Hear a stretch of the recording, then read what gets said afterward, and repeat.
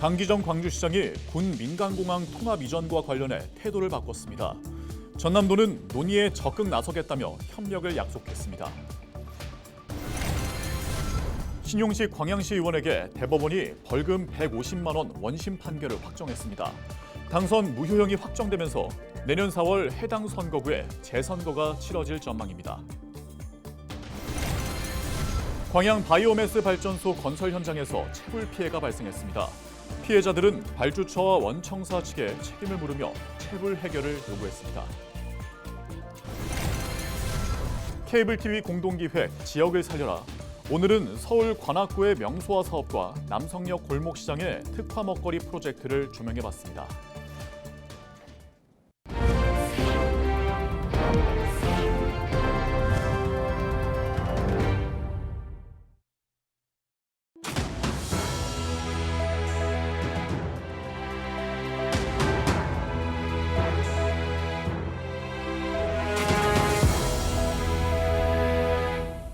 시청자 여러분 안녕하십니까? 헬로티비 전남 뉴스입니다. 강기정 광주시장이 민간 군공항 통합 이전과 관련해 올해 12월까지의 협상 기한을 철회한다고 발표한 가운데 전남도가 협력을 약속했습니다.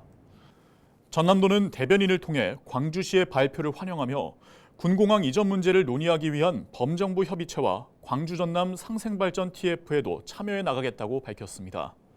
무엇보다 중요한 건 무안 군민들의 수용성을 확보하는 것이라며 설득시킬 수 있을 만한 종합적인 대안과 함께 무안군의 미래 발전을 제시하는 등 진정성 있는 접근이 필요하다고 강조했습니다. 광양시의회 신용식 의원이 당선 무효 확정 판결을 받게 되면서 재선거가 치러질 전망입니다.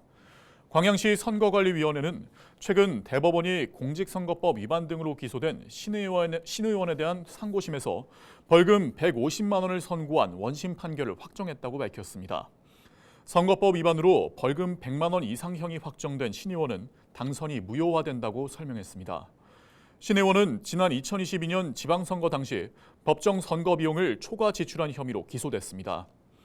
이에 따라 광양 다선거구에서는 내년 4월 2일 재선거가 치러질 예정입니다. 광양 황금산단에 조성되고 있는 바이오매스 발전소 건설 현장에서 채불 피해가 발생했습니다. 건설 장비 임대료 등 수십억 원을 못 받고 있는 건데요.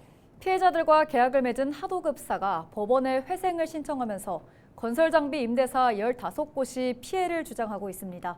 보도에 서경 기자입니다. 광양 황금산단에 위치한 바이오매스 발전소 건설 현장. 당초 계획대로라면 이달쯤 발전소 건립을 마치고 시운전에 들어가야 하지만 전체 공정이 50%대에서 멈춰섰습니다. 건설 근로자들의 임금 체불 40억 원과 건설 장비 임대료 체불 19억 원이 발생했기 때문입니다. 이들은 하도급사 다림건설과 계약을 맺은 상태인데 다림건설은 자금 유동성이 악화돼 법원에 회생 신청을 한 상황. 체불 피해자들은 사업 발주처인 광양 그린에너지 사옥을 찾아 기자회견을 열고 체불 해결과 공기 연장을 주장하고 나섰습니다. 라는 이유로 그 돈을 가지고 다른 데 아마 저희가 봐서는 유용하지 않았나 싶고 그거를 좀 방치한 롯데건설도 책임이 있다 해서 우리가 롯데건설에다가 이걸 지급을 해라. 지금 그러고 있는 상태입니다. 피해자들은 다림건설을 통해 체불 피해를 해결해야 하지만 다림건설이 부도 위기를 맞으면서 원청사인 롯데건설에 체불 해결을 요구하는 상황. 롯데건설은 피해자들과 계약 관계가 아니기 때문에 체불을 해결해야 할 법적 의무는 없는 상태입니다. 하지만 발주처인 광양 그린에너지의 중재 아래 롯데건설은 근로자들의 임금 22억 원을 우선 해결했습니다. 남은 체불 문제는 건설 장비 임대료. 롯데건설은 원청사로서 도의적인 책임을 지고 장비 임대료 50% 지급을 주장하고 있고 장비 임대사들은 90% 지급을 요구하며 갈등을 빚고 있습니다. 공사 현장이 멈춰선 상황에서 바이오매스 발전소 건립 사업은 완공이 6개월 뒤로 밀린 상황. 공사 기간이 연장될 경우 당초 7천억 원으로 예상됐던 바이오매스 발전소 건립 사업비는 최대 9천억 원대까지 늘어날 것으로 예상되고 있습니다. 광양 그린에너지와 롯데건설 측은 건설 현장이 빠른 시일 내에 정상화될 수 있도록 최대한 노력하겠다고 밝혔으며 정식 인터뷰는 고사했습니다. 헬로티비 뉴스 서경입니다.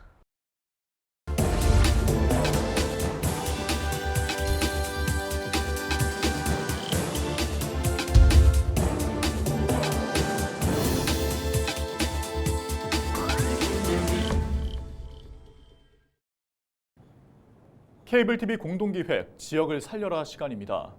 사람이 모이면 그만큼 주변 상권도 활성화됩니다. 자치구가 지역 명소화를 통해 골목 상권 살리기에 나섰습니다. 인근 주민뿐 아니라 외부에서도 지역을 찾게 만들어 상권이 활성화할 수 있게 한다는 건데요. HCN 정주영 기자의 보도입니다. 서울시 자치구 가운데 최초로 중소벤처기업부 상권 르네상스 공모사업에 선정된 별빛 신사리 상권. 신원시장과 관악종합시장, 서원동 상점가 등 도림천 인근 3개 상권에 5년간 80억 원이 지원됐습니다. 도림천 산책로에 야간 조형물을 설치하는 관악 별빛 산책 등 이벤트를 열고 수변 테라스와 쉼터를 조성해 시민들이 머물고 즐길 수 있는 환경을 만들었습니다. 그 결과 월 평균 매출이 38%가량 증가하는 효과도 나타났습니다.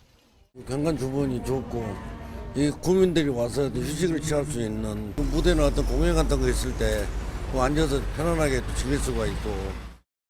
서울대 입구역 인근 샤로스길 역시 명소화를 통한 제도약을 꿈꿉니다. 서울시 로컬 브랜드 상권 육성 사업에 선정돼 3년 동안 최대 30억 원을 지원받게 됐습니다. 이를 바탕으로 지역을 대표하는 콘텐츠를 개발해 자치구를 넘어 서울시를 찾는 사람들의 발길을 잡겠다는 계획입니다.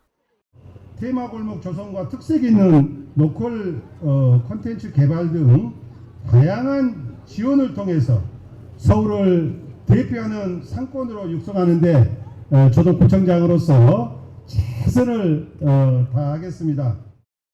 한편 지역 명소화를 통한 효과가 지속될 수 있도록 사업 이후 재정 지원 방안 등 지속성은 숙제로 남습니다.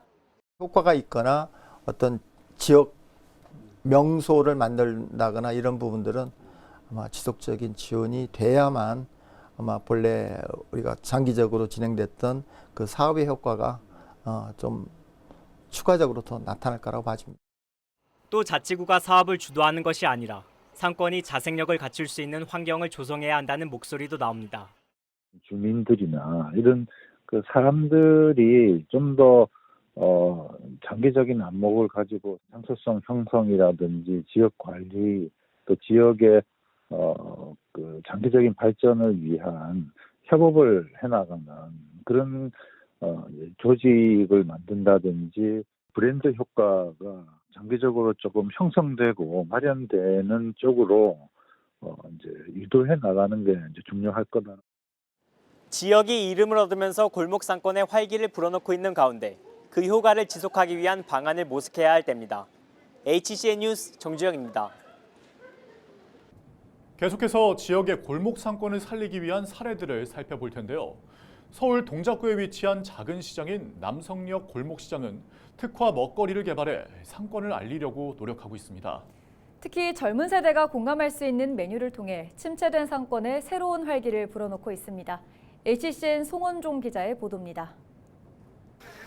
서울 지하철 7호선 남성역 인근의 남성역 골목시장.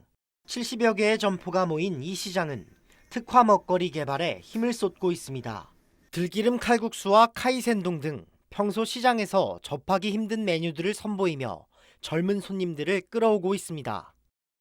셰프님 도움 받아갖고 제가 그 신제품 개발을 했으니까 저도 조금 한층 내가 좀 젊어지는 것 같고 그 젊은 세대들이 좀 찾아와 주시니까 저도 나름대로 만족하고 있어요. 기존에 없던 걸 하다 보니까 반응이 좋으셨고요. 호박 고추전이 너무 맛있다고 칭찬들을 많이 해주셨습니다. 메뉴 선정 과정은 특히나 치열했습니다. 20여 개 점포가 특화 먹거리 프로젝트에 도전해 3개 점포의 메뉴가 선정됐는데 전문가 컨설팅은 물론 시장 방문객 대상 콘테스트까지 거쳤습니다. 또 사업이 지속적으로 이어질 수 있도록 상인들의 의견을 최대한 반영했습니다. 전문가나 아니면 시장 전체적으로 상인회나 협동조합에서 야 이거 하자라고 해서 약간 인위적으로 하면요. 그게 한 1, 2년 지나면 없어져요.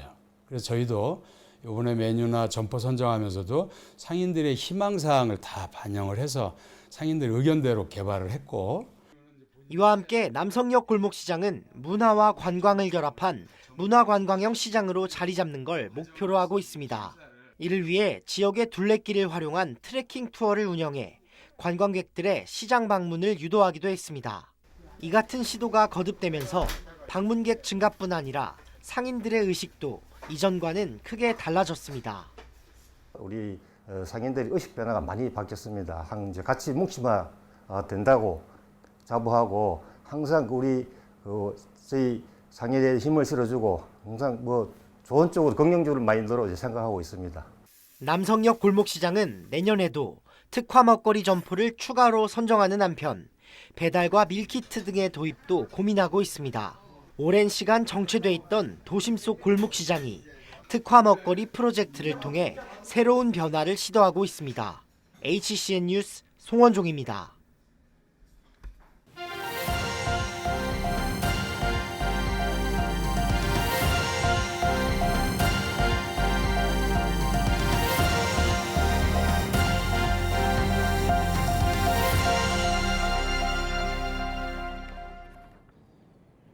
전라남도가 올해 2회 추가 경정 예산으로 기존보다 410억 원 증액된 13조 43억 원을 편성해 의회에 제출했습니다.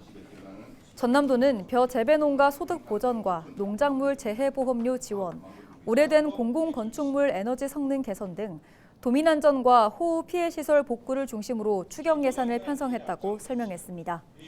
항목별로 보면 일반 회계는 486억 원 늘어난 10조 1,459억 원, 특별회계는 76억 원 감소한 1조 1,741억 원, 기금은 변동 없이 1조 6,843억 원 규모로 편성됐습니다. 전남도가 올해 65세 이상 어르신들을 위해 일자리 6만 5천여 개를 제공했습니다. 전남도는 내년에도 예산 2,696억 원을 확보해 6만 7천여 개의 일자리를 지원하기로 하고 다음 달부터 참여자 모집에 나설 예정이라고 밝혔습니다. 이런 가운데 지난 26일 완도생활문화센터에서 열린 2025 전남도 노인 일자리 활성화를 위한 워크숍에서는 타시도 우수 사례 공유와 내년 일자리 지원 사업 추진 방향이 논의됐습니다. 전라남도 교육청과 전남 교사노동조합이 전남 교육 발전을 위해 손을 맞잡았습니다. 두 기관은 27일 전남도 교육청에서 2024년 정책협의회 체결식을 진행하고 교사 본질 업무 회복과 처우 개선, 교육활동 보호, 늘봄 학교 운영 등 모두 28개 의제에 합의했습니다.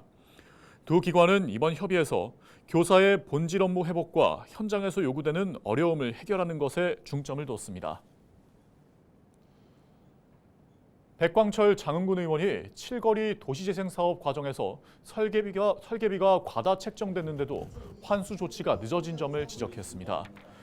백 의원은 행정사무감사에서 칠거리 도시재생 사업 예산이 사업비 감액 결정에 따라 실시 설계비로 책정된 6,099만 원 가운데 실제 사용액은 2,700만 원이었지만 환수 조치에 나서지 않았다고 지적했습니다. 그러면서 해당 사업은 지난 5월에 마무리됐고 의회에서 자료를 요청하자 지난 22일 뒤늦게 환수 조치를 마무리했다고 설명했습니다. 해남군이 지방상수도 비상공급망 구축에 필요한 사업비 40억 원을 확보했습니다. 해남군은 오는 2026년까지 도비 28억 원, 군비 12억 원 등 사업비 40억 원을 들여 광역상수도 분기점에서 4.6km 규모의 송수관로를 설치해 원활한 수돗물 공급에 나서기로 했습니다. 한편 해남에서는 옥천과 계곡을 잇는 광역상수도 비상공급망 구축 사업이 진행되고 있는 가운데 오는 2026년 3월이면 마무리될 전망입니다. 12월 2일부터 헬로티비 뉴스 본방송 시간이 저녁 6시 40분에서 밤 8시 50분으로 변경됩니다. 우리 지역 이슈의 심층 취재부터 문제 해결 보도까지 더욱 알찬 소식으로 찾아뵙겠습니다. 계속해서 많은 시청 부탁드립니다. 네, 이상으로 뉴스를 마칩니다. 고맙습니다.